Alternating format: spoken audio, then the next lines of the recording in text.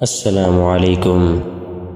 سیدنا عمر بن خطاب رضی اللہ تعالیٰ عنہ نے حضور علیہ السلام سے سن کر مسجد نبوی شریف کے ممبر شریف پر لوگوں کے سامنے حدیث بیان کی، جس کو حضرت علقمہ بن وقاص لیثی سے محمد بن ابراہیم تیمی نے سنا۔ انہوں نے یحییٰ بن سعید انصاری کو یہ حدیث بتائی، ان سے سفیان نے اور سفیان سے حمیدی نے روایت کی، جس کو امام بخاری علیہ رحمہ نے صحیح بخاری شریف کی پہلی حدیث کے طور پر نقل فرمایا۔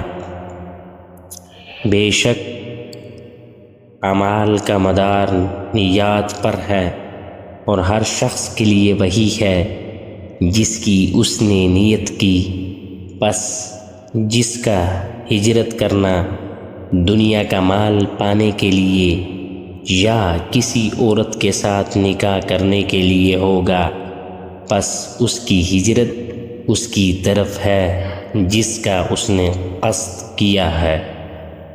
اس حدیث سے ہمیں یہی معلوم ہوتا ہے کہ جو شخص عمل کر رہا ہے، اس شخص کا عمل کرنے کے پیچھے اس کی نیت کیا ہے،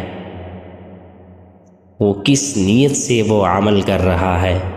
اگر اس کا عمل اللہ کی رضا اور اس کے رسول صلی اللہ علیہ وسلم کی رضا ہو، تو پس تو اللہ تعالیٰ اس کے عمل کا اس کو اجر بھی دے گا۔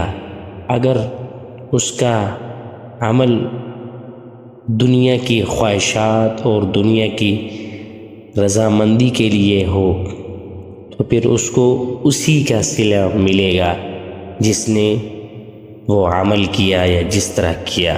اللہ تعالیٰ سے دعا ہے کہ اللہ تعالیٰ ہمیں خلوص نیت سے نیک کام کرنے کی توفیق عطا فرمائے۔